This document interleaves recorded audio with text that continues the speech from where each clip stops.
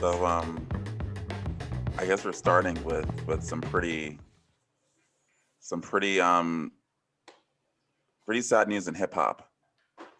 A leading voice of music is going to be taking a little time away, and the industry's going to have to deal with that. You said it was on her Instagram, right?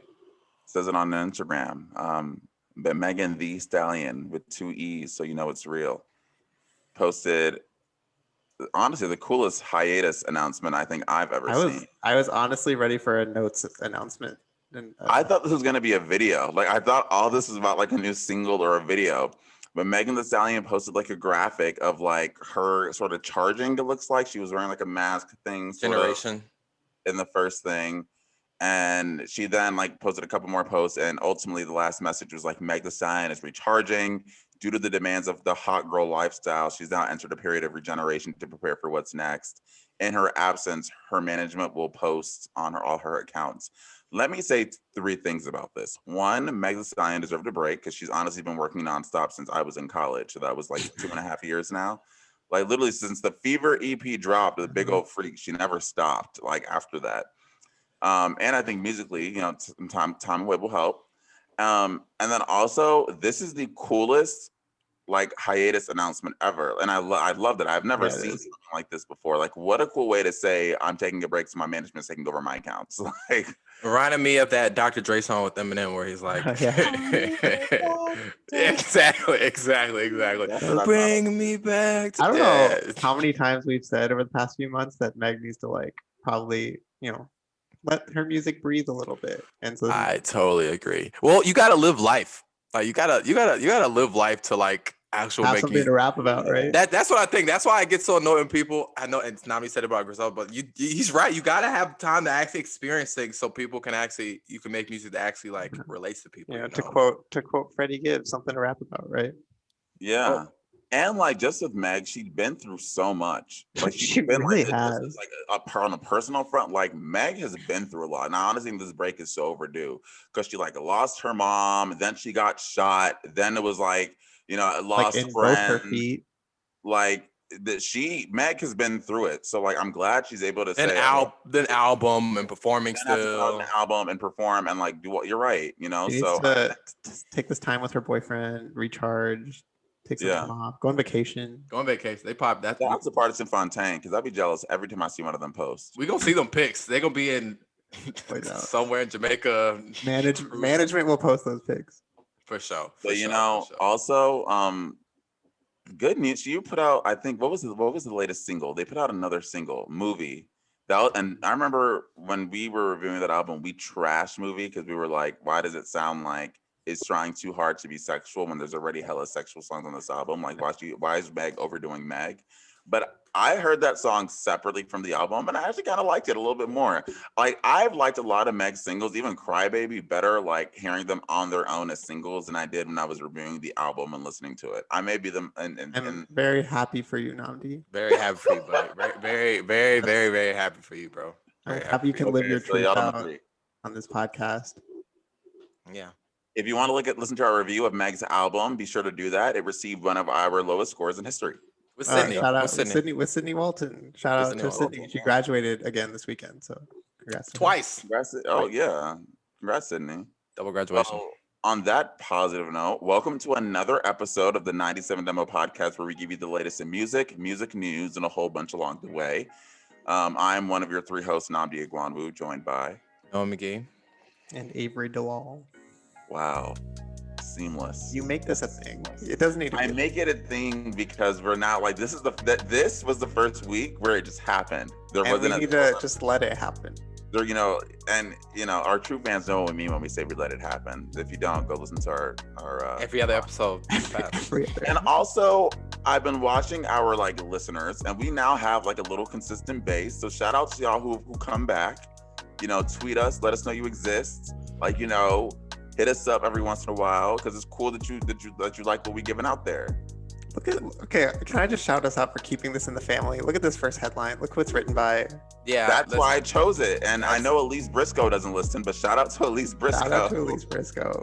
keeping it in the family for sure. In the family. That's what's up. She's been posting about it too. She's been covering this whole thing in Brooklyn. And I wanted to start here because he talks about DMX passing away and the legacy of that. But today was his memorial. A whole bunch of people were there. Like the turnout was huge. Nas was there. Eve was there. I think Swizz Beatz spoke. Kanye's Sunday Service Choir performed.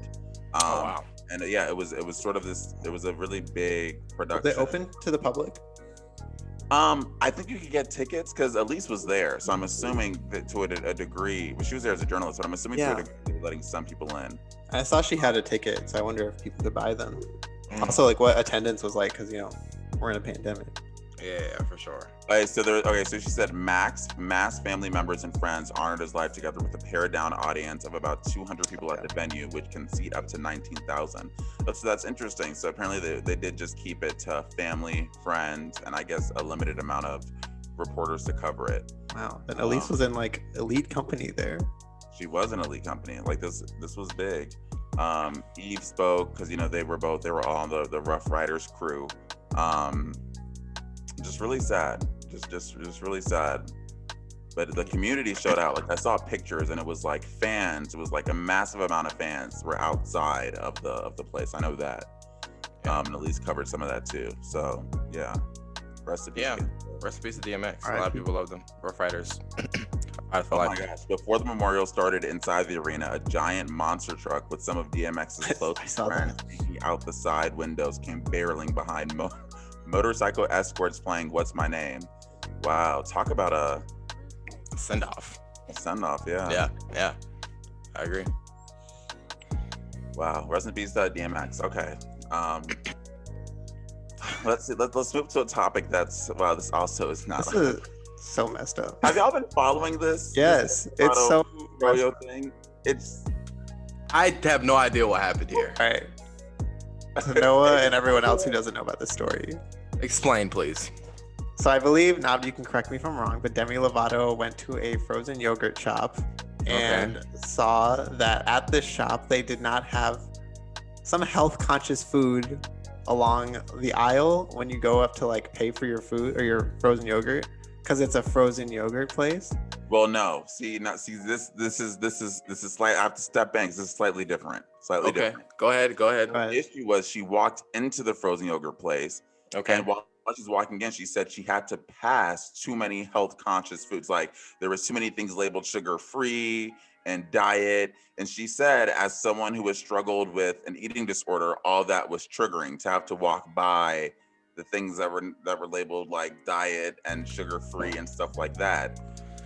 So like because of that, she apparently, I think, had an interaction at the counter that wasn't good, and then made a post bashing this frozen yogurt place for having the health conscious foods on this, I guess, such prominent display. Mind you, they're in LA where people are just health conscious, but And this is someone with 102 million Instagram followers attacking a small frozen yogurt shop in LA for having health conscious foods, I guess, just too prominently for having displayed. food. So there was a back and forth there. Demi Lovato posted something calling them diet culture vultures. The shop responded saying, "Hey, we reject that. We carry these products to suit people with different dietary restrictions. Because if you're diabetic or you have celiac disease, you may want to eat sugar-free food." Demi Lovato proceeded to DM them, and there was a little tension in the DMs where she was saying like, the customer, you guys need to be careful how you're talking to me. The customer's always right, and she just said they had terrible service. Avery, stop in that paragraph, go up one. She says, you can carry things for other people who are, I think this was in her Instagram post. She was like, you can carry things for people who, while also caring for another percentage of your customers who struggle daily just to step foot in your store. You need to find a way to provide an inviting environment for all people with different needs, including eating disorders, one of the essential illnesses. Noah's face. I mean, because y'all, the reason Noah's face is like that, because y'all know what this whole thing was?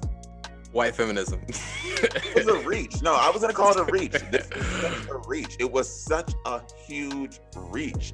To even like, for this to even be an interaction, I have full sympathy for anyone who's had an eating disorder, because I know that can be tough to deal with. That's not the conversation here. The problem here is saying to cater to your recovery, telling this shop it's wrong for them to have other products that people may want. It's also highly irresponsible for someone like Demi Lovato to pick a fight with someone that at the time had 12,000 Instagram followers. Now they have 45,000, Now they have 46,000. 45,000. So, but not cool. Not cool, Demi Lovato. So maybe it helped in the long run because they got so many followers and maybe more people know about the shop. No bad press, but no bad press. But Demi Lovato, let me just say this.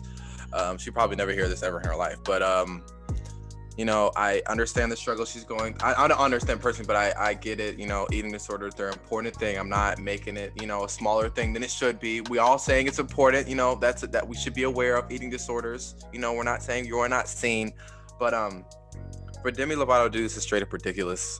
Straight up just ridiculous. The fact that she did this is almost she should be ashamed of herself. I'm not gonna lie, she should be ashamed of herself, honestly. It's so irresponsible. It's so irresponsible to do this. To me, this just feels like privilege all the way. Come on now, like, bruh, come on now. They're a shop. What you want people? This also, did you think about the people with diabetes and other disorders and other things that people should be aware of? Like, can she just stop it? Please stop it. All I see now is a video. I'm gonna watch this after we finish, you know, the podcast. Her apology, right? Yeah, I don't know. She said trigger warning, eating disorder experience. Yeah, that's her apology thing. I watched it and she's basically saying like, yeah, I wasn't trying to attack a small business. Like those things are triggering people with eating disorders. I think it would be helpful, you know, to label them instead of diet or sugar-free as like diabetes, celiac disease, so we know exactly what it is. And here's what got me about her apology. She was like, I mean, I'll commit to working with them to fix their messaging. Because like if I have like, you know, if I'm passionate about something, you know, I'm feisty when it comes to it, but I'll do the work. I'll commit to like, and I was like, it's the privilege of you feeling like this company has to change how they because of you. Because of you. And it was just extra bad because she wouldn't back down. Like hold on. She's in LA where it's probably millions of it's LA, millions of fro-yo shops. If you don't like the way the place operates, go to another one. For Christ's sakes, go to another one if you don't like how they operate. There's probably thousands in LA. So go support. If you're in LA, go support the Big Chill. Big Chill official. Hey, y'all got my salute. I mess with y'all. I like that hoodie. I might buy that hoodie. I just get so stuck on it because I just don't understand what that hoodie fire. What the goal was to achieve with the whole thing. I don't get it. And I hope Demi's able to do what she needs to do to, you know, feel a little bit, to, you know, maybe handle some of her internal feelings, because I think taking it out on a small business is definitely not the way to do that. Yeah, I agree. Wow. Oh, man. We didn't even talk about her album this long. That's what's sad. That's not a diss. It's just, I'm just saying. Like, that felt like a shot. Oh, so man. Eminem dropped the NFT. So NFTs aren't dying. Shady Cons, what he's calling it. This literally happened. It's happening today in a few hours. Yeah. He is dropping one-of-a-kind Slim Shady produced beats, which is cool. You could own a Slim Shady beat. Mm-hmm. Now that we have our knowledge of NFTs, you don't actually own the thing. You own a receipt of the thing that says you own the Shady Con beat, even though the beat can still probably be played everywhere else. Yeah, since we know about still NFTs. Struggling. It's pretty funny. Remember on Marshall Mathers LP2, he has a song where he literally raps about not knowing how technology works. Yeah. And now he's getting into the NFT game, which he's like lost. We now like kind of have a pretty decent, like maybe understanding of. He still don't understand it. But you know, my thing with NFTs is I really feel like once I shifted it in my mind from thinking of this as a way to make money versus just having a collectible, no different from like collecting baseball cards or collecting like vinyls. Mm-hmm. There you go. Vinyl. You got it. This is no different because in a statement he was like, I've been collecting since I was a kid, everything from comic books to baseball cards to toys, as well as every rap album on cassette that I could get. So not much to change as an adult. I've attempted to recreate some of those collections from time to time. I just wanted to give this drop the same vibe of, oh man, I gotta get just that one, maybe even the whole set. It's been a lot of fun coming up with ideas for my own collecting passion. So yeah, he's just using this as a way to let fans collect something that's original and specific to Eminem and what arguably his best era, Slim Shady. I mean, that's cool. I'd buy it. I'm not going to, but I'd buy it. You would if you had the ability. If I could afford it, I probably would. But sometimes these NFTs, I'm still confused with them things. Wallet, and you know, you got to mine some stuff. That's a lot of work you got to put in. Oh, this is funny. They bring up the SNL skit from a few weeks ago. They used his song to like explain what NFTs are. It's pretty funny if you haven't watched it. That's funny. That. I haven't watched it. Also, before we get into new releases, also, I don't know why we didn't have this in our headline. It's not anybody's fault, but Shock G, rapper, part of Digital Underground, good friend of Tupac. He died a couple of days ago now. Known for his Humpty Hump moniker, I guess you would say. He died too. And also another rapper, I forgot he was on P. Diddy's. Black Rob. Black Rob died. I feel like we just mentioned them. You know, they're not I feel like we mentioned Black Rob, but I don't think we mentioned Shock G. Yeah, just want to mention them because, you know, obviously they're not on DMX's level in terms of popularity, but definitely important in terms of the culture. Shock G did a lot of writing and like helped compose a lot of the music that Tupac did post his death. You know, a lot of that music that came out, he was really involved in that. So, yeah, but also he was part of Digital Underground. So it's just so sad that a lot of these greats are dying young. Like he was 57. That's young. That's young. That's young. You know, he's young. So, yeah. So I'm happy. Just want to mention that. Like, yeah, rest in peace to them. Yeah, for sure.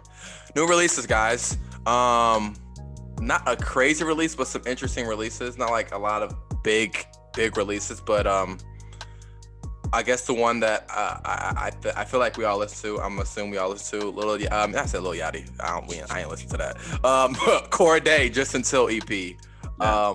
He released kind of like, hey, just until the album comes out, essentially that, like, hey, just a little something to keep y'all. Yeah, exactly. How'd y'all feel about that? I loved it. You loved it? Yeah. So good. Yeah. I can't. Go ahead, Nnamdi. I was just gonna say I liked it too. I thought it was good. I didn't like every song equally. Like I definitely think my favorite is probably Dream in Color, followed by What's Up. I don't know if that's an unpopular opinion, but I liked it.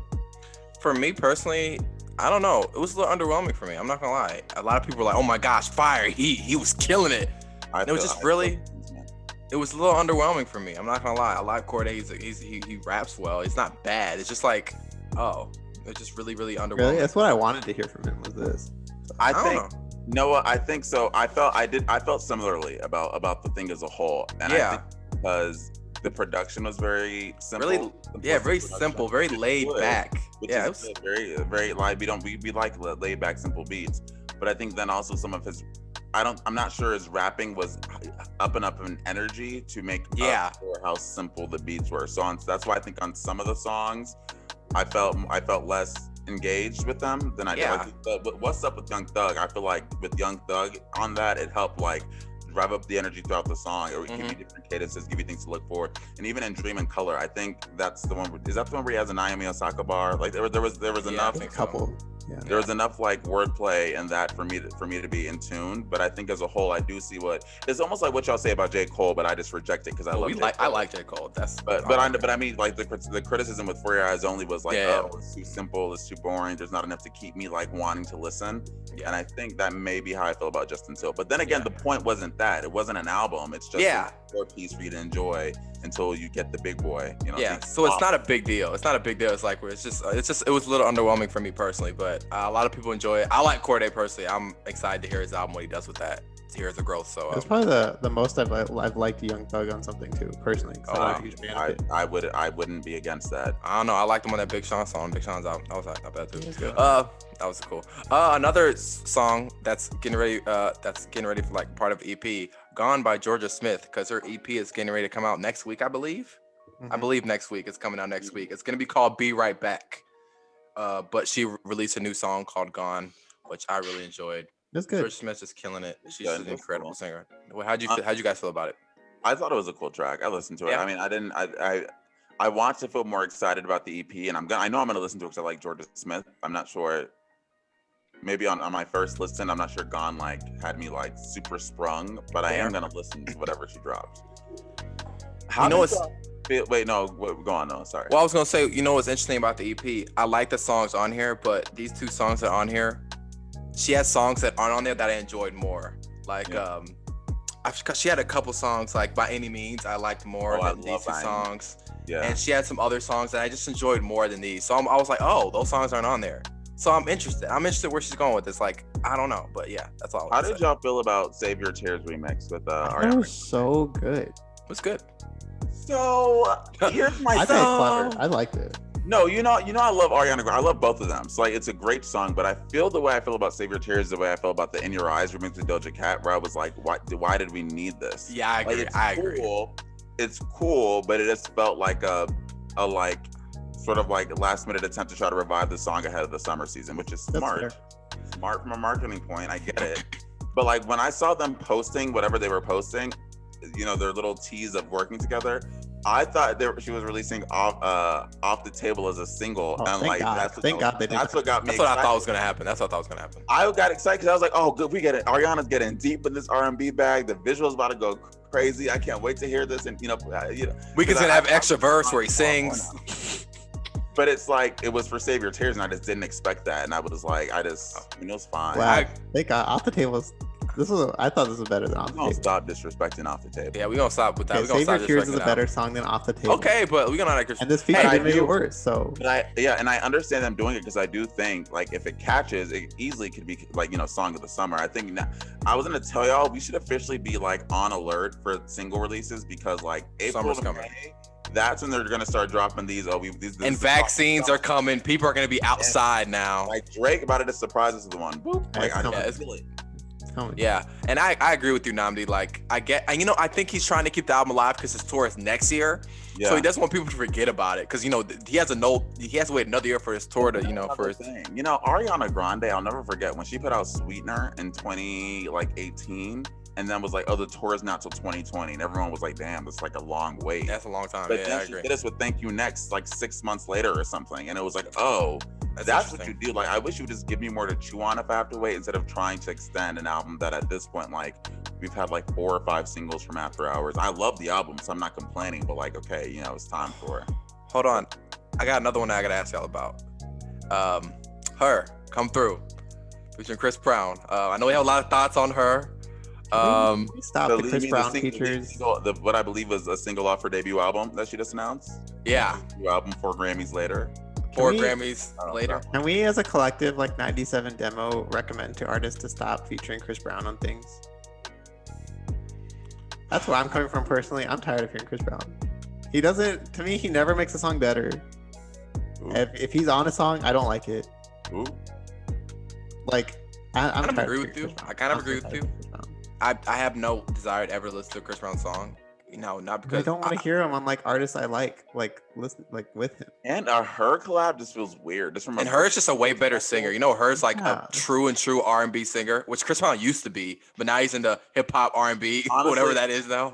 Honestly, from a branding perspective, I just would never. I wouldn't. I agree. Think H.E.R. collabing with Chris Brown like that was sort of a surprising note for me. And I listened to the song and it did sound like an R&B song. Like there was nothing special. But hey, I honestly listened to a lot of H.E.R.'s music and think, oh, this just sounds like a regular R&B thing. And then she takes 5 Grammys for it. So I don't like an Oscar too.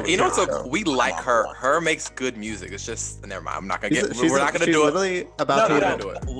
If Alexis Didaway can say it confidently, then I'm going. Lex. She makes great music, but she's an industry plan, and I'm tired of us not talking about. She's an industry plan. Industry plan. Like, I mean, it's well known. She's gonna win an Oscar tonight too, by the way. So. She's gonna win an Oscar. Oh my gosh, she's gonna win an Oscar tonight. She's nominated tonight. So. What? Is it the Judas and the Black Messiah song? I think so. She's gonna win it. I agree. Yeah. She's gonna win it. You're right, Avery. She's going to win the Oscar. I mean, something else might win, but she's nominated, and I just feel like she's. I think she's gonna win. She wins everything. So she wins everything. I agree. For her. We can't leave new releases without shouting out our boy Barty Strange. He remixed this track, Smartest Man. I didn't get a chance to listen. It was good. I enjoyed it. I'm honestly kind of a Barty Strange stan now. Yeah, I think little releases that I don't like. I mean, I'm still super shocked and like look back like the fact that we did that and it was such an awesome conversation. I still get a lot of joy from that conversation. The fact that he responded and he was like, "Yeah, super Barty's." But I'm gonna help these 3 black men out. These brothers. Okay, these 2.5 black men out. Shout out Barty Strange though, man. Dude is actually, we're talking about him, but dude actually makes great music. He's super creative, so he's killing Barty Strange, y'all. It'd be awkward if we did an interview, we didn't like his music, but his music's I dope. forgot to do the thing I said I was gonna do, where I was gonna like preview the topic at the beginning of the episode so people know what they're in for the next. Okay, buddy. Minutes. Do it now. Sorry, I'll just do it now because we're about to transition into it. But this week, we brought back our great friend Grant Sharples. He is a music journalist that's written for, at this point, MTV, Pitchfork, I think. Ringer. He's just written for a whole bunch of different publications. And in his latest interview, he got to talk to the one and only Mick Jagger about a new single that he released and about songwriting in the pandemic. And that then inspired a larger conversation about some of our favorite pandemic projects. So we hope you stay tuned to listen for that conversation. And actually, you don't have to stay tuned because it's happening now. So there you go. Here you go. Okay, so you guys, this is another big episode of the 97 Demo. We have back with us 97 Demo contributor, friend of the pod. Is this the 5th time? Honorary host, record for most appearances on the podcast.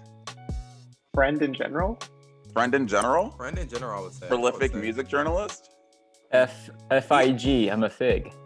Yeah, friend in general. That's my title. He is definitely a prolific music journalist. I love that. Well, thank you.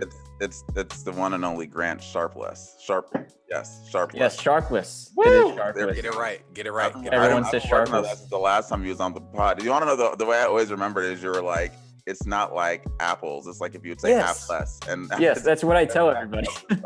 But I honestly don't correct people because it happens so frequently. It just doesn't register with me. So Grant, I think the first thing we want to know as our YouTube viewers watch are there any new music vinyl? Why do I always say this? It's okay. It's okay. No, I second guess myself now. Are there any new music vinyls behind you, or is this the same collection we saw before? I went to the record store with my fiance I think 3 weekends ago, and we got Beach House's 7, The National's Alligator, The Strokes' Room on Fire, and you can't see it, but Janelle Monáe's Dirty Computer is also up there. Oh, Dirty What a Computer is so great good. The revolving wall of vinyls is what I'm gonna call that. Yes. How many do you own, like in total? I don't even know. It's That's awesome. it's a That's lot. Do you And it's have a only record getting player, or bigger. is it? Do you have a record player, or is this just for the aesthetic? Oh, we have a record player, but I just like looking at them too. It's like decor that has. Yeah. Because a I'm function definitely the type that would do it just for the decor and not a record. Yeah. Yeah, I just like looking at, and I like looking at the, like the art and the inside and all that stuff. Like I think it's just a fun thing to collect. it is awesome. Very true. Okay, so Grant, we had to have you on because a few weeks back I was just scrolling through Twitter and I remember you teased it first. You were like, I just scored an interview with like someone huge. It was something like that, and I was like, uh-oh. I remember I sent that to the chat. Grant interviewed the president. This I is was like, bad. Grant has something on the horizon. And then a few weeks later, we see this. You got to interview Mick Jagger, and even the people like me who are detached from rock know who Mick Jagger is, frontman of the Rolling Stones. Like, come on, like that's kind of huge. So first, talk to us about how that came to be, and just your reaction to interviewing one of like literally music's greatest. Yeah, it was really wild because it was a Monday and I was tired, a little grumpy because it was a Monday morning and it was early. And then my Consequence editor emails me and the subject line is just Mick Jagger. And I was like, huh. It's like, look at it. He's like, would you be available to talk to Mick Jagger tomorrow or Wednesday? I was like, absolutely. Yeah, sure. I don't care. Like, Would I be available to talk to Mick Jagger? You know the answer to that. Actually, I have some. It's like, I have some misgivings. Yeah. But it didn't happen actually that week because it got postponed because they're having trouble with like asset creation apparently. So it got postponed to the following week, which was nice because I had more time to prepare. And then I got to talk to him. His publicist was like, you can only talk about the song. I'm like, okay, we'll only talk about the song. So good. So how long was this, like Zoom? Was this over the phone? It was over the phone. We only got to talk for like 10 minutes, which, he's Mick Jagger. So like, busy guy. Doesn't have to do this stuff. He can literally just do whatever he wants now because he's like a $300 millionaire. So like, I was surprised that he'd even wanted to talk to me. And what was cool is that beforehand, apparently Mick Jagger likes to read writers' stories before he talks to them. And so his publicist was like, send over like a few stories that you think Mick would like to read. And I was like, okay. So I sent over some stories he never said anything about them. Which stories did you Which stories? Yeah. The one I wrote for the Ringer, the Brent Faiyaz one, and the Arctic Monkeys debut anniversary piece. I sent over those 3. I don't know, Arctic Monkeys, they're British, so went with that. And then I went with Brent Faiyaz because I wanted to see him that I knew how to interview. And then the Ringer just because it was like my longest one. Thought he would like want to spend some time reading in his big mansion. I don't know what his lifestyle's like, but yeah, that was really cool. And then we talked for 10 minutes over the phone, and I picked up the phone. He had a really thick British accent that was at times difficult to decipher, and so transcribing was kind of hard. But I picked up the phone. I was like, "Hey, is this Mick?" And then I heard, "No, this is Jonathan. I'm Mick's assistant." And I'm like, "Okay." And so then I got put on with Mick, and then he said in a very thick British accent, he's like, "Hi, Grant." I'm like, "Oh, hey, Mick." And the whole time I was like, "Is this real?" I'm like, "Am I really talking to Mick Jagger?" It was very strange. And I was also all I wanted to do was the John Mulaney Mick Jagger voice. I was gonna ask if like you've seen that. I was like, anytime I think of Mick Jagger, it's the first thing that comes into my mind. Yeah. Like, I was like, oh man. I was like, so what do you think about John Mulaney? No, I wish I said that, but That would have been funny. That is so funny. Yeah, but the instant I found out I was gonna be interviewing him, I was like, ooh, John Mulaney, Mick Jagger. John Mulaney. He would probably instantly hang up though. Yeah, I wonder if he's seen that. That's so funny. Not funny. That's great. That is great. And honestly, I'm like, I feel like I'd be so stunned. There's not many people I feel like I'd be nervous to talk to, but there's a certain caliber of musician where I'm just like, wow, like you're almost like you're bigger than just a person at this point. You're so like ingrained into an entire genre. That's how I feel about Mick Jagger. So it's beyond cool that you got to do this. But let's get to like what you actually talked to him about. So he collabed with David Grohl of Foo Fighters fame for a song Easy Sleazy. So, you know, where did you guys start in your conversation about this song and how it came to be? Well, let's see. What I really wanted to talk to him about Dave Grohl and working with Dave Grohl, because it's wild because they're 2 rock icons who have never made a song together.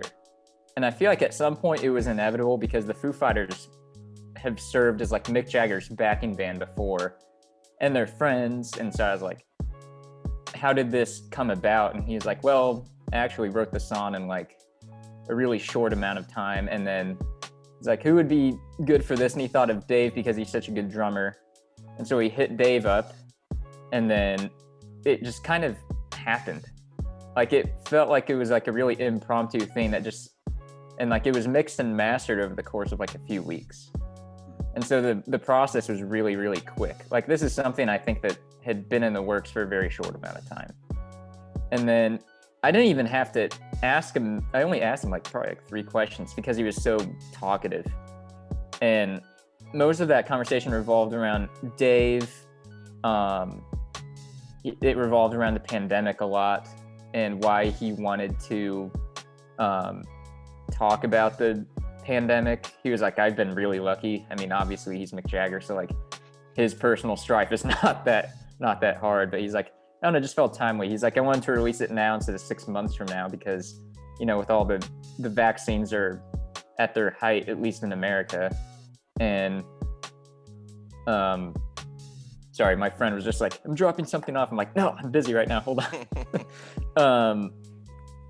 Yeah, he was like, it feels like now is the time we release for it because, you know, it's a time of optimism with all of the vaccines that are being distributed in America. And that was the ethos of it, really. Yeah, that was like the general gist. Did he ever like talk about during like, I guess last year, like the beginning parts of the pandemic and like going on like all of last year, did he ever talk about like feeling a creative, I don't know, feeling like a time where it's like, man, I'm just not feeling the time to write or be creative or create music? Because he said he was talking about that a lot. Did he ever like expand on that? Like, you know, I just feel like this was the right time because last year I was just really in a creative hole. Not those words exactly, but he felt like he was in a creative hole because of everything that was going on. Yeah. That was probably the most interesting part of the interview, which I forgot about actually, because we got to move away from the song itself a little bit and kind of delve more so into just like his creative songwriting process. Because when I asked him about songwriting in the pandemic and what that's like, he was like, well, you know, you're isolated, so you don't have as many like cultural reference points to draw from because you're not out and about with so many people and so many places, and you have to look inward more so a little bit. And I thought that was fascinating just because, you know, like throughout the pandemic, we have gotten a lot of really good albums. And some of those were being written before the pandemic started. Some of those were being written during it. And I think a lot of the ones that were written during it were a lot more introspective because they almost had to be. And I think that's partially what he was speaking to there. Gotcha. And Dave Grohl's not like singing on the song, right? He's just playing drums.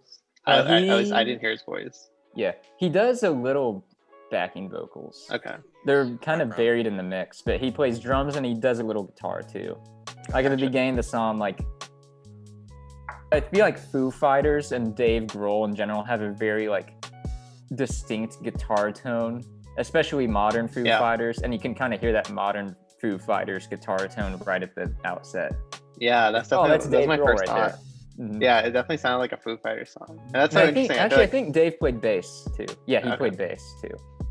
It's so interesting that these two make up like three of the most iconic rock bands of the past however many decades, and like this is the first time they're collaborating, and they've been friends forever. That's so interesting. Yeah, and it's interesting too because they're intergenerational. Like, you know, when Mick Jagger and the Rolling Stones, that's like 60s, 70s, and the Foo Fighters are so like 90s that like they're spanned apart by like a few decades. Yeah, even Nirvana, like like Dave was the drummer for Nirvana, and now here he is.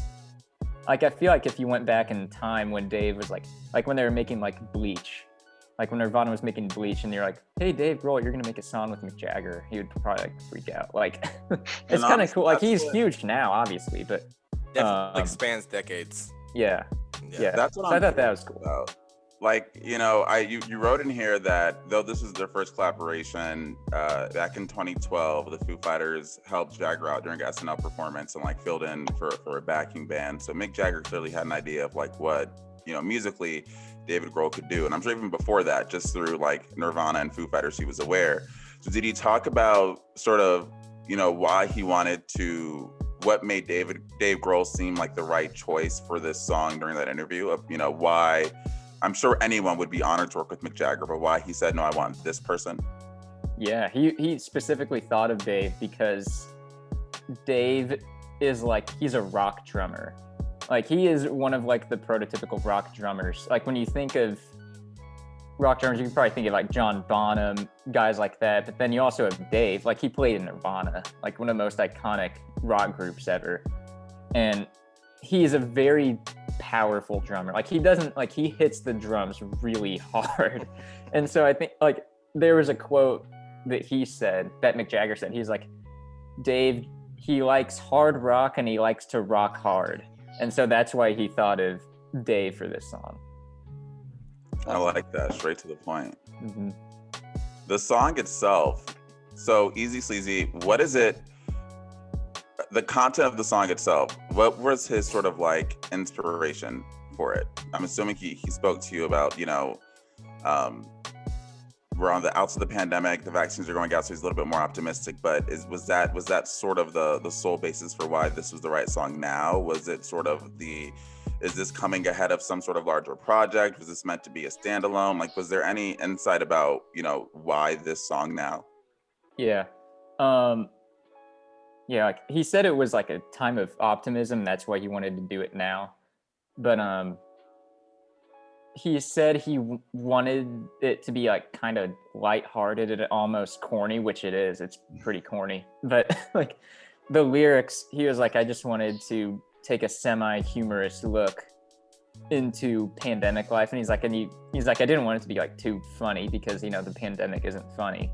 But he wanted to like almost kind of like not mock, but look at, you know, like COVID conspiracy theorists and kind of like look at them in a sardonic light. The people who are like, oh, it's all mind control, and I'm not going to get the vaccine and stuff like that. Like he was kind of poking fun at those kinds of people, which we should. So Yeah, absolutely. I agree. Yeah. That's Did he interesting. write this himself? Did he say that? He did write this. He said he wrote this in probably like, I think he said half an hour, Oh wow. like half an hour, 45 minutes. He like wrote the song. Because I'm looking at some of these lyrics, even the one you like specifically call out, shooting the vaccine, Bill Gates is in my bloodstream, it's my control. And I'm like, oh no, is he anti-vax? That was my Yeah, first something thought. I- Jagger is anti-vax. Yeah, something I noticed in a lot of coverage of this song, there's a lot of negative coverage, which whether you like the song or not, yeah, I get it. Like, it's not like personally my favorite thing I've ever heard, but like, I think they kind of jumped the gun a bit and didn't realize that he was being sarcastic. Like, they would quote him and act like he was being completely earnest when he's not. And so I think that's something that the coverage missed a little bit. Like, there are reasons to just not like the song in general, but like, he's being sarcastic here. He's not being for real. Something else I gotta ask, because this is also a line in the song, because he also on the second verse he says, obviously that's a pretty mask, but never take a chance. TikTok stupid dance. That's what and I was wondering, did he ever talk about kind of like things that are just going on outside of the the pandemic and like COVID and things like that? Because obviously TikTok's become a huge sensation since the pandemic. Has he started to did he expand on other things that kind of inspired him, for lack of a better term, or were really something that he was like, I'm looking at this and making a mockery of this, other than just TikTok and it's just all kinds of things that are going on during the pandemic? Frankly, not really. I mean, that would have been a cool point to explore. Yeah. If I thought of the question that you just did, but I didn't.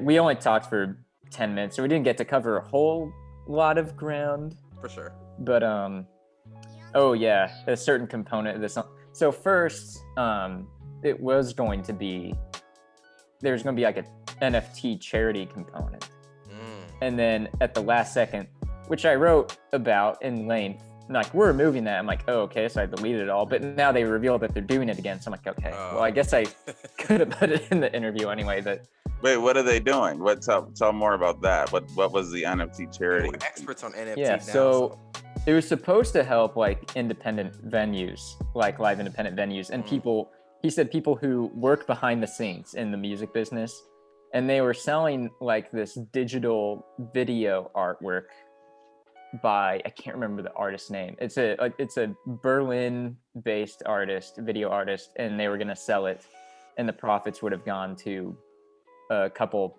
charities to help live music and people in the music business in general. Oh, well, I like that. That'd be cool. If you guys want to know what NFTs are, let's start our interview with Jonathan Mann. Oh man. So I guess, so the last thing I'll ask you about this specifically, the song, is my favorite question whenever you come on. Was there anything that didn't make the interview that was still noteworthy enough for you to remember? That was Like didn't make the article, not the interview. Anything that didn't make the article. That was the NFT charity stuff, that was like 200 words I had to cut. And so that's, the article itself is fairly short because of that. And so I tried to like beef it out a little bit by putting more quotes in there, but that was like probably the main thing that was in there that is not in there right now. I think aside from that, you're basically looking at our whole conversation. Oh yeah, but at the beginning, what was interesting, he was like, have we met before? Have we talked before? Oh no, this is our first time talking.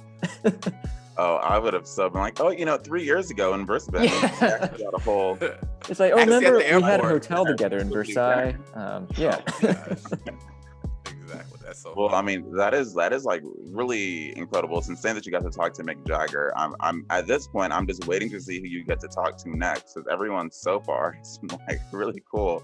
Oh, thank you. You're killing it, dude. You're killing Grant? What's the dream? What's the dream interview? Who's the next goal? My dream interview would be Anthony Gonzalez of M83 for sentimental reasons. Like, he's not as big as Mick Jagger, but like M83 is my favorite band, and Hurry Up We're Dreaming is my favorite record.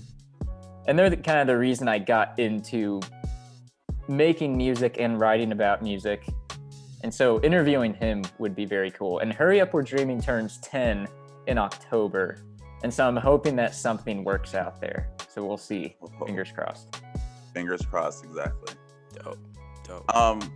Grant, so I think for like the last portion of our conversation with you, this just seemed like a perfect segue. We for a while had been wanting to talk about just some of our favorite pandemic releases, or not even pandemic releases, just songs that speak to quarantine and like the year we had really well. And we figured this kind of really worked well into that, because Sleazy Easy, as corny as whatever people want to say about it, it's clearly inspired by the last year we just had. And while that may be getting some criticism or what have you, we decided let's talk about some people who, you know, did it and did it really well. Just for like a little, you know, give flowers to the people who adequately like summed up the last the last horrible year we had, to be honest with you. So Avery found this article, but I'm curious, is there anyone that comes to mind immediately, Grant, for you as to someone who spoke to life in quarantine or in the pandemic really well? Yeah, well, you know, looking at this article right here, these 3 records, I think, do it pretty damn well. Out of the 3 of those that I'm looking at, I think Charlie XCX's How I'm Feeling is like the epitome of a quarantine album. Because to me, Charlie XCX is someone who has a really, really admirable work ethic where she can just pump out songs like there's no other.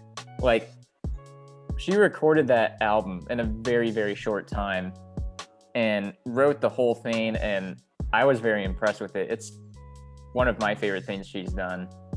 And of course, Phoebe Bridgers' Punisher came out in June. I feel like that almost kind of defined the pandemic. And then I also wanted to talk about one more record that was kind of recent. It's by this improvisational guitarist drummer duo. They're Bill Orcutt and Chris Corsano. And the way that they made the record's really interesting. So Chris Corsano's like an improv jazz drummer, and he just recorded himself just playing God knows what on the drums, just improvising, making stuff up on the fly. And then he sent over those like sessions to a guitarist named Bill Orcutt. And then he would like look at the waveforms of the drums that they're coming up, and like he was improvising guitar over it. And it's a very like chaotic, noisy album, but I think it almost is kind of like it speaks to pandemic life because it's very chaotic and noisy, like inherently. And I just thought the process of how they made it was very cool. And I know it's not a quarantine album, but I also think of the Postal Service's Give Up from 2003 because they recorded that so far away from each other. And I know it's very old now, but I think it was prescient in that regard. That's one of my brother's favorite albums. We just need a new Postal Service album. Oh, he completely agrees with you. So you think it just like fit the time, like if it would have come out now, it would just perfectly totally fit the time now. Totally. Because they didn't meet, right? They met, they like did over email. They made it over email. Yeah. That's crazy. Yeah, they just emailed stuff back and forth. Yeah. And like also 100 Gex, like Laura West and Dylan Brady, they just emailed Logic profiles back and forth and made songs out of them. And that came out in 2019. That was even before, we knew COVID existed. Avery, of the 3 9. albums that Grant at least initially referenced, 100 Gex, Phoebe Bridgers, Charlie XCX, 2 of those were in your top for 2020 as a whole. 1 and 2, yeah. So like, I'm curious to get your take, because clearly like that's something that you enjoyed over the last year, people who spoke to the pandemic really well. So what are your thoughts on like people who did the thing just super well? Yeah, I listened to the Charlie XCX album again last week, and I still love it. Like, it's so good. And it is like, at the time listening to it, I was like, oh, it's like a time capsule. Like, I'll be able to listen to it and be like, I remember what those at least those few weeks where like I didn't have class and like I was just sitting at home doing absolutely nothing. And like that was such a good way to revisit it. And Punisher like was just sad, and I think that's such a good way to, like, while it isn't like a quarantine album per se, it like really captured a lot of the feelings I think that people had during that time. And I still love that album. But I was thinking today, like, even reading the lyrics and listening to the Mick Jagger song, I was thinking, are people gonna want to revisit these things like a year from now? Like, are people going to want, like, this is such a sad time for most people. It's a really hard time for most people. And obviously art reflects like modern times and what's going on. But like a year from now, when hopefully we're removed from this, at least in the US, like, are people going to want to revisit these albums? I think so, because I think if it sounds good, people are going to want to listen to it. And I'm not one of these people that falls into that category, but a lot of people think that a lot of artists make their best music, quote unquote, when they're not doing well. They're going through bad times and whatnot. But honestly, I think if the music sounds good, I'll go back to it. I think about Brockhampton, honestly. We reviewed last week. Although it wasn't like centered around that, there was a lot of things because it's such a big group, but there was a lot of things that fell into that Phoebe Bridgers type thing of the emotion and the self-reflection, I guess you would say, that went into the album, I would say. So I think I could see people, I mean, I would at least, but I think if the music's quality and people like it, I think I could see people going back to it. I think for me, it's no. I think it depends on how it's done. But I think if it's a song that is so clearly about the pandemic and like the sadness associated with that, I don't know if I want to revisit it. Now, I do think there's like a balance. So I think there's artists who made music that you could tell was inspired by quarantine and lockdown of the pandemic, but didn't hit it so heavily. I would honestly say Lockdown by Anderson .Paak. Perfect example right there. Like, clearly about the pandemic, but I feel like I could listen to that anytime I wanted to. And even as I was thinking of one of my favorite pandemic projects, one thing that came to mind that I don't even think was intended to be a pandemic project, but it feels like it fits the pandemic really well, was Dinner Party by Robert Glasper. And that's just, and, you know, that whole crew.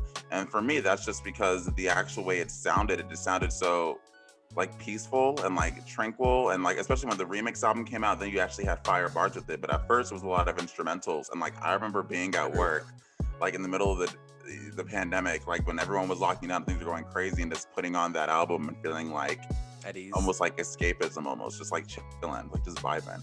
And I think that was my favorite kind of music that provided me an escape or let me just sort of vibe and just sit in the current moment instead of being constantly reminded of the current moment, if that makes sense. Yeah, I think I'm with you there, Nnamdi, because like I think music that is like explicitly referencing the pandemic and is like exclusively about the pandemic, I think will date itself.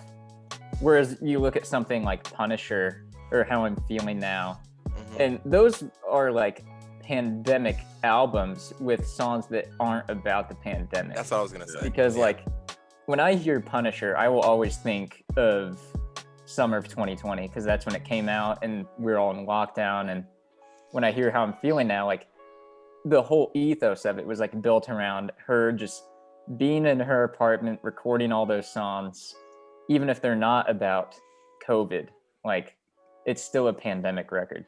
And I think whenever I listen to it, I will, like you were saying, Avery, like I will be reminded of the time that it was released. I totally agree. Because I think what Nnamdi's thinking about, remember, this Chloe, I'm clearly not, with the times. Remember DaBaby? I'm sorry I have to bring him up in this kind of conversation. Remember he had the cover with the mask on and everything? Stuff like that. It's like, I don't see people going back to that. It's like, okay, he's obviously trying to lock onto the moment. But something like Run the Jewels, where they're not talking about the pandemic, like, oh my gosh, COVID, everybody's, all this sad stuff, but they're talking about kind of the things that are going on, because obviously that was right in the middle of summer 2020, when also a lot of protests were going on too, and that was like a big moment. And I think that's stuff that will be remembered, because it's not necessarily explicitly, like Grant said, about, COVID-19 and, all the tragic things that are going on, even though it refers to that a little bit, but not like explicitly. It's kind of talking about the things that people are feeling during that time. And obviously during COVID, everybody's locked down, a lot of feelings other than just people, getting sick, obviously with everything that went on last summer. So I think it really could speak to a time, and it, like Avery said, with How I'm Feeling, it's like a time capsule, like, wow, this is what happened that year. Yeah. I feel that it was an historical year last year, and still is. What's going on. So yeah, I think that Run the Jewels album is a perfect example. Yeah, I'm definitely going back to that. I already have. Yeah. Definitely go back. I mean, I think one album that speaks to the time that I could listen to and automatically be sent back to the pandemic just because of how like sad but cathartic it was. And she's on this little front page too, but no one wanted to bring her up. So I guess I'll be the guy. Oh yeah, Taylor. Folklore. But look, Good album. I remember when that album came out, I told everyone, I was like, I never listened to a full Taylor Swift album until that one dropped because I was like, hey, let's see, it broke all these records. She dropped it, a surprise release. Let's see what it's about. And I remember feeling it just had a theme that spoke to the pandemic and the sadness of the pandemic really well. Like you listen to that album and you imagine like gray clouds and like this everything being like sad and like damp and like depressing, but she did it really well. And to this day, there's like 2 or 3 songs on there that I still enjoy listening to. But that to me is an example of an album that I don't know if I could listen to the full thing again, because I think a lot of the appeal for me was how well it spoke to the sadness she felt about not being able to have a summer, like still That's fair. Indoors, like we were all masked, vaccines were nowhere, like Trump was in office, a lot of reasons to just be upset. And like it spoke to that really well. But now looking back, I'm like, I don't know if I would go to Evermore. Even by the time she released, what was the sister album that came out? Evermore. Yeah. Evermore, By the time she dropped that, I was over it. Like, and we were still in the pandemic. But then I was like, okay, I don't need another sad album. Like, I'm fine. I even think of like the Weezer album that came out at the beginning of this year. And Yes. that was very like pandemic. Let's talk heavy. about Weezer. And I That's a love good album. Weezer. I have very well documented love of Weezer. They're my favorite band. And I thought this was the best album they've released since like 2016. I listened to it again. I'm like, I like this kind of sucks. Like it's like my reality. This is still true, and I don't want to hear it. And so I guess my some songs on OK Human kind of crack me up. It's like yeah, that song about reading literature, like high school literature. I'm like, this is kind of funny. Like it is funny. And then there's like Alu Gobi. It's like, Rivers Cuomo, what are you doing? Like I know. I read this interview with him in Entertainment Weekly. It was like back when they were recording the Black album.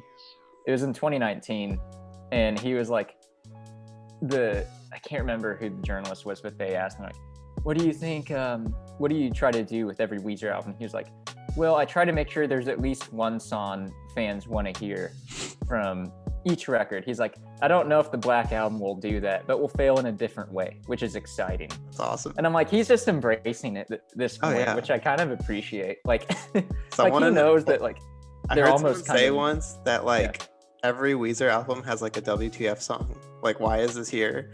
And OK Human felt like it was a whole album full of that. Oh, it totally was. It was just like, what are you doing? And it's It was awesome. almost kind of charming. It from was. that standpoint.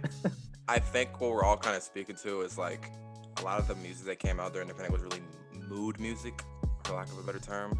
Really had to be in a certain mood. And I also think about it, we have to, bring up Barty Strange too. Kind of like that kind of fits that mood. Like you really have to be in a certain mood. Because, sometimes there's albums who's like, you know what? I could have thrown this on, like when I think about like my top albums of the year, like for me, Brent Fayez, I could have just thrown it on because it really wasn't anything to do with the pandemic or anything like that. But, albums like Phoebe and How I'm Feeling, all those amazing projects, even Folklore, incredible projects, you really do have to be in a certain mood to like, because Phoebe isn't just a thing you're gonna throw on like summer 2020 or it's summer 2021 when it's like hot outside and you want to go on a picnic, you know what I'm saying? It's not that kind of album, you know what I'm saying? So a lot of mood music came from the pandemic, which you really have to be in a certain, state of mind. Even the Run the Jewels, it's on the other spectrum, but it's definitely have to be in a certain mood. My follow-up question to my last one then is like, at what point? So How I'm Feeling Now and Punisher always, they came out like relatively towards the start of this thing, quarter 1 or 2 of last year. We're a year plus removed from the start of the pandemic. We're still in it. At what point does like the pandemic become like sort of low-hanging fruit for artists to write about? Because it is like this massive thing that globally everyone went through. And maybe it's messed up. I can see it, how people would think of it as a way to connect with a bunch of people. So at what point does it become like low-hanging fruit, or is it already? Now, I think it might already Yeah, be. I agree. Yeah. you missed your beat with 2020, in my opinion. If you're still doing it now, it's like, okay, move on. We're vaccinated, It's okay? like, okay, Summer Grandpa, bangers now. like we get it. Well, also I think when the pandemic first started, it's like, whoa, how's music gonna be affected? Everybody was answering these questions. Is anybody gonna release albums? What's gonna happen?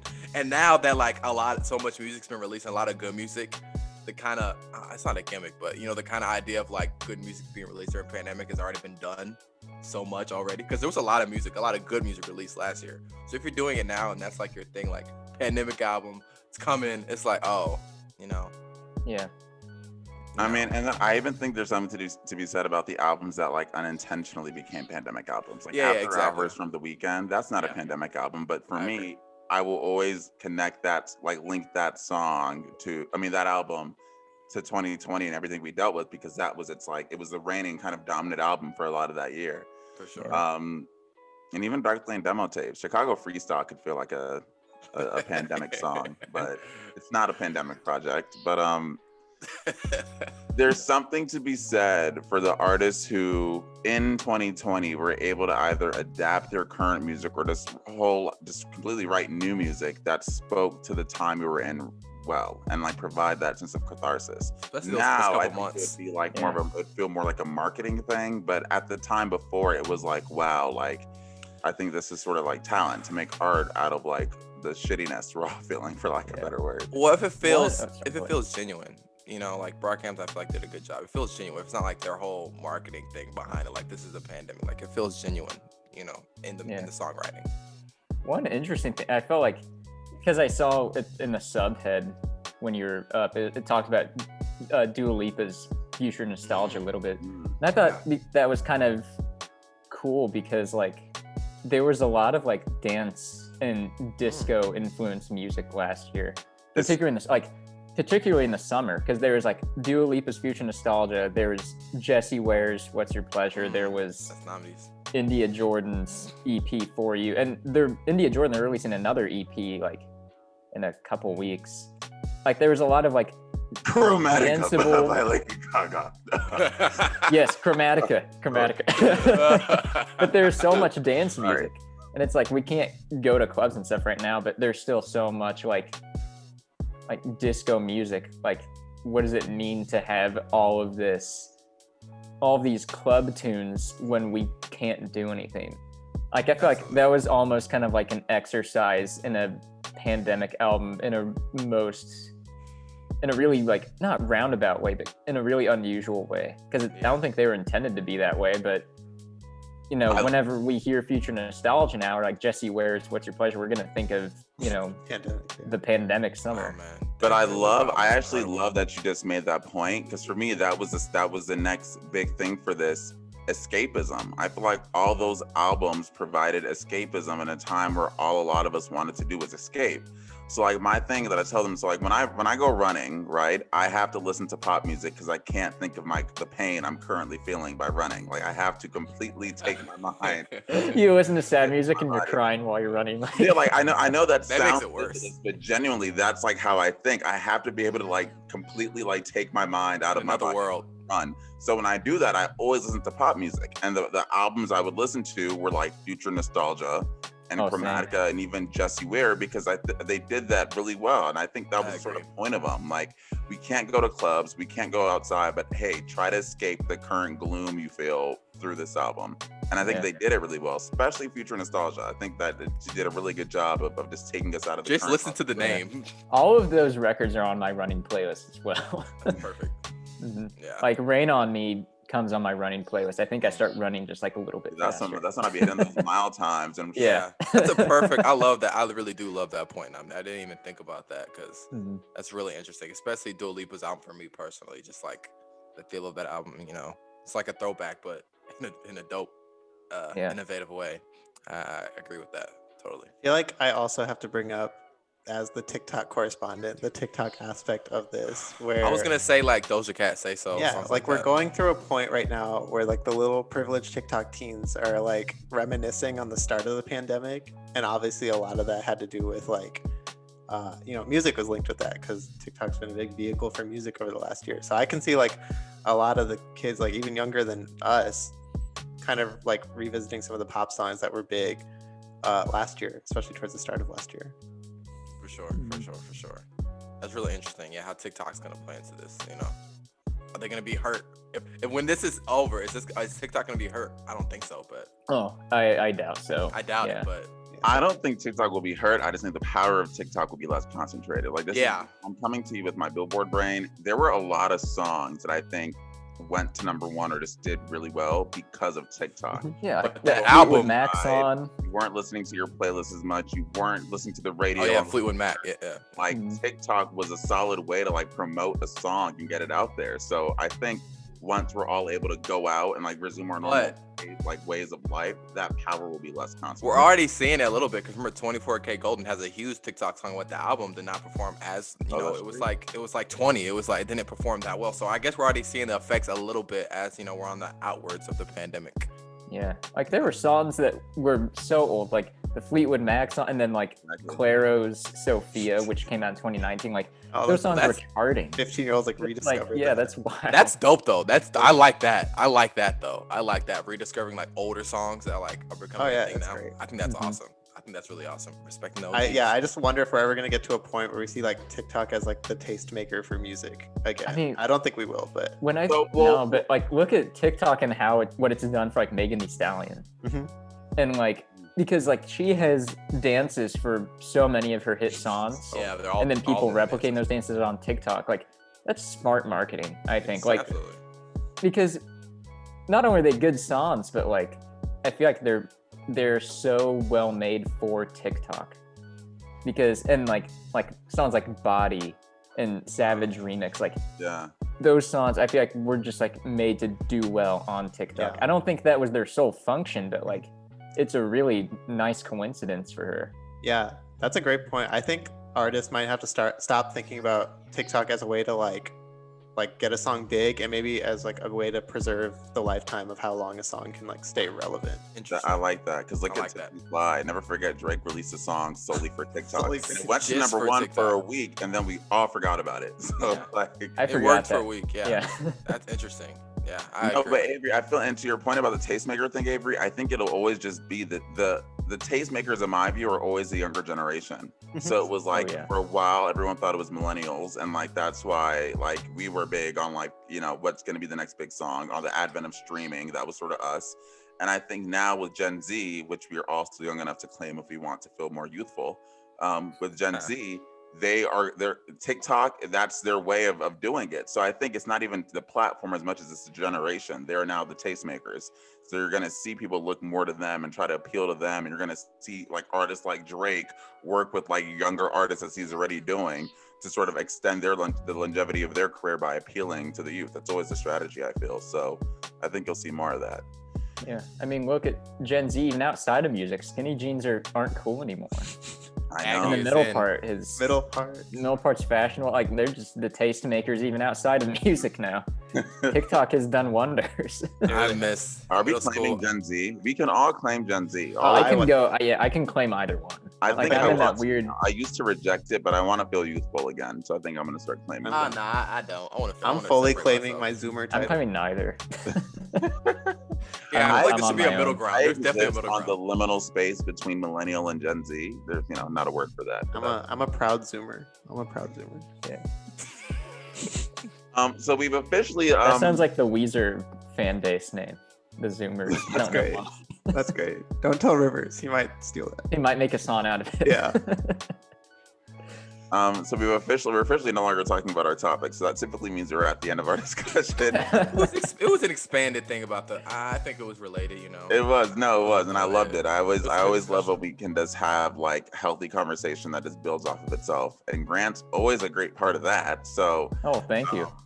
per usual, Grant, thank you for being a fantastic guest, and we look forward to seeing whatever the next person you talk to, your next reporting, your next newsletter. Grant, real quick, is there stuff that you want to plug? We do have dozens, I can now say, of consistent listeners. So is there anything you want to plug, We do. plug for that? Yeah, I have a newsletter on Button Down called "We Have the Facts and We're Rejecting Your Pitch," which is named after the Death Cab for Cutie album. We have the facts and we're voting yes. I thought that would be a funny name because I was getting a lot of rejected pitches at the time, and I was like, let's do this. So I have that newsletter. You can follow me on Twitter at Grant Sharples. That's not my real last name, but you know, if you call me Grant Sharples, I probably wouldn't turn ahead. I'd probably just roll with it. That's all I have to promote. I don't really have much, but that's about it for me. Grant, I also didn't forget that you like make music. So what's up with the? Yes, I forgot that I also. We didn't forget that. I forgot that I make music. You can my artist name, my moniker is G Sharp. It looks like G hashtag. It's a play on my name. I'm on Bandcamp. I'm on Spotify. I'm on Apple Music. I put a song out, I think in February, called Everything About You. My fiance made the artwork. It's very fun. Dope. Oh. Yeah, so that's my new thing. I'll probably make another song soon. Anywhere Once we you can move. find music. I mean, you know you're coming back on when you make another song. that's probably gonna happen. That's Yeah, well, that's about it. Okay, well, I love it. Then Grant, thank you for joining us. We're gonna have you back, I'm assuming, in the next couple of weeks. You're always back on the pod. Thank you. I like coming on. I think it's always fun. I just like talking about music. It's fun, isn't it? It's the best thing. Mm. Yeah. Okay, well, perfect. Well, Grant, we'll see you next time. Yeah, see you guys. And we're back. Shout out to Grant for that interview. Thank you for joining us. And we look forward to having Grant on again next time. It's gonna happen soon. But let's go ahead and wrap this episode up. Billboard highlights. So this is actually a pretty interesting week in Billboard because before this week, I have never heard Rap Star by Polo G, but it's #1 on the chart. So I had to go back and listen to it to get myself familiar with it. It's a cool track, but it debuted at #1. Polo G. Shocking. I didn't know that. Polo G's Rap Star debuted at #1. He killed it last year, so. Yeah, He killed it last year because I remember we used to see him on the Billboard chart, but then it Who was is this more guy? projects. But a single debuted at #1, and that's great for Polo G. He out-charted Kiss Me More, Doja Cat featuring SZA. That debuted at #7. And that to me was a bigger surprise that song with those two artists didn't have enough steam to like jump at #1. Yeah, that's really interesting because I saw people really love that Kiss Me More song with Doja Cat and SZA. I like it too. I personally like it a lot too. A lot of people are really getting into that song. You see it on TikTok a lot or Instagram or whatever, whatever social media you're on. So I'm actually shocked too that Rap Star is at Have y'all #1. listened to Rap Star? I haven't. That's why I didn't even know. I didn't even know. Is this a TikTok song? Like what? Yeah, What that's am what I? I was gonna ask. I'm sure it is, but also like I feel like was he an XXL freshman? Yep. He was. He has that behind him. He has, was like, popular before that too. Yeah, he But was y'all, popular it's just back like then. look at the songs that like he He's has. up. I was gonna say there's some heavy Hard, hitters but in this this top is a- 10. That's what I'm saying. You got Lil Nas X, Silk Sonic. Justin Bieber, The Weeknd, Dua Lipa, Cardi But B. you guys, one thing I'll say, you guys, we talked a lot about how just this over the last couple of weeks, there's been a lot of different #1s. Like literally, I don't think there's been a song that has stayed at #1 Like for back to more back. at this point, like consecutive weeks. Like it was Maybe Lisa Driver's Jones, License. Montero, it was Peaches, it was Driver's License was the last one. That was #1 for like almost 8 weeks or something. Yeah, exactly. But after that, it was like a Rolodex of just like new #1s, and we've yet to see a song that sticks other than Driver's License. So I look forward to seeing what I like it. becomes. Keep it coming. 2, back. 3, and 4 were all like #1 at one point. It was like last week's Montero, then it was Leave the Door Open, then Peaches. It was Do yeah. we think crazy. Savior- I'll do we have think its moment. Do we think Ariana Grande will take Save Your Tears to #1? That was the goal, clearly. No. I don't think so. I don't think so. No. I don't think so. Nah. I vote Ariana Grande. I still love that album, girl. I still like the album. So Release Motive as a single. Listen to we Nnamdi. waiting. Oh yeah, that was the best single on there. That's the summer track, Ariana. I That's agree. the track. I agree. Okay, so boy, do I Oof. want to talk about God. this. So you guys, Taylor Swift's 13-year-old album re-release of Fearless debuted at #1. And not only did it debut at #1, I thought I wrote it down, but I'm pretty sure it sold upwards of 250K first Does this week. count as like another #1 for her? Yes. Yes, No. Yes. absolutely, This absolutely. Is, this is, Avery, this is a completely different album. This is a re-recorded album that she Yeah. owns. And I wish I wrote down how much it sold because y'all, it was insane how much this album that's 13 years old, how well it performed. And it was definitely upwards of 250K. And it's significant to me because it's like, one, she broke records with it. So it's her third #1 album in less than a year because she had Folklore, Evermore, and now this. So 3 #1s in less than a year. It's unprecedented. She beat the Beatles record for most #1 albums in the shortest span of time. I don't know if she did that here. I think she tied someone here. I can't remember exactly who. But y'all, I just think the message this sends, not everyone can pull off the re-recorded album. Taylor Swift has the benefit of being like huge. But I do think it sort of sends this message of like, hey, artists can have the power again if they want to. Because she basically told her fans, don't listen to the old Fearless, listen to this one. And they said, okay. And streamed it so much that it debuted at #1. Not bad. Say less. Was this, correct me, Fearless was the original Fearless was her sophomore album, was that her second project? Yeah, that's what a lot of people have said, that this is the one she won her first Grammy on, but it was her second album. And this is the one is this the one that really took her like pop star status kind of? Yeah, I think it is. Because I believe the first one was like a self-titled type like of a country type album. Yeah, it's exactly. So, and I'm actually still just talking now because I really want to see how much Fearless sold, and I'm Googling that. So while I'm doing that, I was just trying to, fill the time with something. And 291,000 units. That's 291,000 units. It's the biggest opening week since, any guesses? Weekend. No, Evermore by Taylor Swift. Her own album. She's her own competition. So. Oh, the power! I can. Yeah, she's too powerful. It's honestly insane, and it became the biggest sales week so far this year. And she beat Morgan Wallen for that. So hey, you don't gotta like Taylor Swift. You just Taylor Swift. You don't gotta like her. You just gotta respect the game. You gotta respect it. You gotta respect. You gotta respect hustle. It is literally ridiculous, but I'm happy she pulled it off. So there you go. Yeah. But this next one we called this the best of DMX, his greatest hits album. We called that. We said next week we're gonna see the jump, but we kind of predicted that it make a huge jump like that. It leaped from 73 to 2, so that was a 70 thing jump. Taylor Swift, if that wasn't this week, it probably would have went to #1. Yeah. And fans are showing their love, so I'm happy for that. But y'all, here's what I wasn't expecting, and I don't remember how we talked about it, but like I was wrong. I think during our Brockhampton review, I got my weeks mixed up. So I thought it was going to debut at the same time as Slime Season, that little release they did, but it didn't. It's on this chart, and it missed the top 10. It debuted at #11. Ooh. And it's always sad when your favorite album doesn't perform as well as some of the other albums. Because Iridescence, I believe, was their first #1, or was that Ginger? One of those is their first #1. The other was debuted at #3. Mm-hmm. And this is at #11, which was kind of sad because it really was a good album. I just wonder what led to that. It definitely wasn't the content, because it was a great album. I'm wondering if it was the promotion.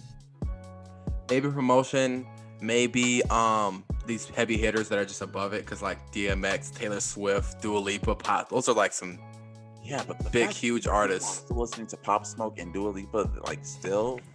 You know what I feel like too? This Brockhampton album was really one for like Brockhampton fans for sure, like people who really, really mess with their music. I feel like those are the people, and they have big fan. Heck, I consider myself a big Brockhampton fan. I really love the great music they've done. So this is I think a hard top 10 to crack into too. Yeah, that's what I was saying. Like tough top 10 to crack into, and I don't consider this a failure for Brockhampton because it's not like on that level of these artists yet in terms of popularity.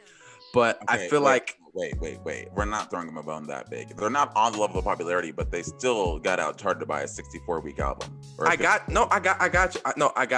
you. But like, come on now, like, it's they're not on that level, but Brockhampton, I definitely think, because I remember they just tweeted like they're considered one of the top 200 artists in terms of like Spotify listens. Like a lot of people are still listening to this album. They're big fans. Are still the ones. If they able to tour off this and sell merch off that, like they're still all the versions on Brockhampton's site that sold out. Like, I can't we just measure the success of an album based off just album sales. I think we're way past that now. You know what I'm saying? I think we're way past that with like, it's hard to do that with the pandemic. I don't think we're measuring the success. I just think the whole point of this literal segment of the show is charts. True. Good point. No, I for sure. I just don't see it as like a negative. I don't see it as a negative. Yeah, I mean, either way, like I always like to remind people when we have these conversations, regardless, if you charted, that's someone saying out of all of the music that exists right now, you're in the top 200. That period is a huge accomplishment. Yeah. So like I always the 11th most popular album of the last week for Brockhampton. So like that's not a bad thing. 11 out of literally all of the music album ever comes out every week. So that's a huge accomplishment, So I don't want to take from that. I just think I thought it was going to be higher, and I think it may have sticking power. Because like you said, they do have a lot of.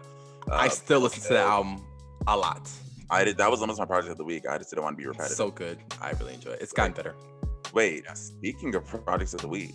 Oh. Oh, really? This is what we're doing. Oh my God, Avery, I was gonna choose that.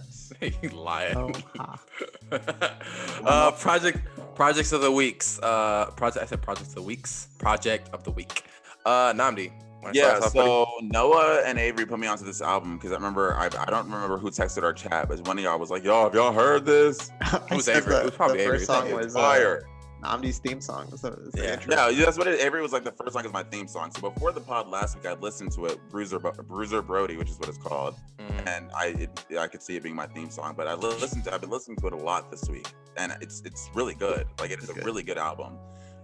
My personal favorites. I love the Jid song. Jid's verse is so good. Yes, And T.I. is good on. People were trashing T.I. T.I. is good on that. No, and people would. Or Luda. My bad, Ludacris. Yeah. I like him on it. I hate when people just be hating on Ludacris for no reason, but I do think maybe He it's was good. just like if the two features are Ludacris and Jid, it's sort of like Yeah, and you got I'm saying like Conway and Jid are like on a different level in terms of like their lyrical ability. Exactly. Yeah. And Ludacris is there for like his style and bravado. So I sounded get good, it. though. He sounded good. But Jid, Jid is. Yeah, Jid killed it. I love Where are you, Sister Jid? Abigail too. One, I just love finding out that all these rappers were WWE stands at some point. But I That's so awesome. I love that too. Yeah. It's cool. and I don't know who I hadn't heard of this like female rapper before, but I liked her a lot. I think it's pronounced like Seventh the Genius. Yo, exactly. My little brother was like, "Yo, her verse was crazy, and she killed it."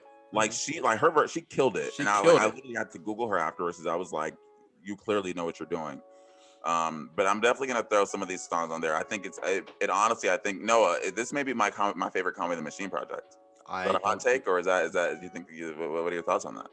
Not a hot take. I mean, they release so much music, Griselda. so that's not a hot take. It's not a hot take. That's not a hot take. I And personally, I like that bar he did that Avery talked about, where it's like they say like West is the best and like someone's a star. oh yeah, they say West is the best. They say West is the leader, and Benny is the star. But I yeah. have the raps. You want to give me more props or something? Yeah, he's like he's aware of like his standing within the group. But he gassed all of them up while also still being like, Well, because they're all related. Westside Gunn and Conway are brothers, and Benny is their cousin, I believe, or nephew, something like that. They're all related, like blood relatives. The Kobe Mamba mentality Jack Bauer line is still like in my head for the past 2 weeks. Well, the Ben Simmons line lives in my head all day. Oh, that's a good From one. Benny, it lives in my head all day. So yeah. Do you guys think we could get a Griselda member to interview?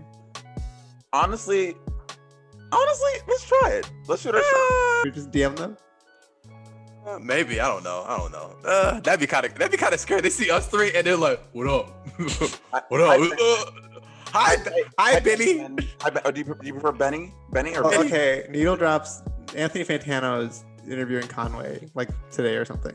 Okay, levels. I can get him so can we. Like that's like Levels. It's Levels. not, yeah. Levels. Okay. Talk about Prime. Prime 2. Prime.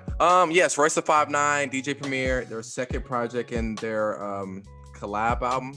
This is just an incredible album, honestly. I was just like in a workout mood. They're just rapping their you know what's off. And yeah, man, Royce the 5'9", I still think there's not a rapper better than him, I think. It's like Black Thought, Royce the 5'9", and a couple other people. He's the argument for best in the game in terms of ability. But yeah, just a bunch of dope songs, dope features. Davies is on here. Rhapsody, Big Crit, 2 Chainz. Oh. Who else? Did this just come out? Oh, this is 2018. But still good if you just need something to listen to while you're at the gym. Bet. Pumping iron, you know what I'm saying? So yeah, good project. Pumping iron. I know y'all. Hey, I see y'all kind of looking big. I see y'all in the gym. I see you now. That's you, Avery. Y'all looking big. So summer's coming up. We got this. Yeah, you got looking big. So yeah. Swole. And then you have something on the other side, totally of like the spectrum in terms of music with Avery. Yeah, I was listening to Melodrama by Lord this week. Yeah. Shout out Lord. Yeah, I don't know. It's one of my favorite albums. Love it. It's great. I also think the remixes didn't get enough love from this album. When did this come out? This was like 2017. I remember the SZA Khaled Yeah. remix With of Post Malone, Khaled, Dynamite. SZA on Homemade Dynamite, and then Run the Jewels remix, Supercut, and it's good. I do not. I think I missed That's right. that. Because when I saw Lord my freshman year of college, they opened for her. Run the Jewels opened for her. Why you invite me to that show your freshman year of college? I didn't know you. He didn't know you. I don't even know you. I don't know you. But yeah, I'm gonna put that on the playlist because I don't think those get enough love, and it's a flawless album. Fight me. So Dope. You gotta have some Conway, some Prime, and some Lord, and probably Kiss. No, not Kiss Me More, but something pop. Spice it up a little. That's Spike. Mick Jagger. We might put that Mick Jagger song on the playlist. Honestly. I mean, I listen to that song. if that's a choice you want to make, Noah, go ahead. If you want one of your fives to be Sleazy Easy, I'd support it. No, we can't. Okay, we'll do. We'll put it. We'll put it. It'll be there somewhere because we kind of have to. Maybe. We'll see. But yeah. But that does it for us this week. Thank you guys for listening. Thank you, Grant, for joining us. Be sure to like, share, subscribe, follow us. Let us know what you're listening to, and be on the lookout for our playlist coming out in the next couple of days. See you next week.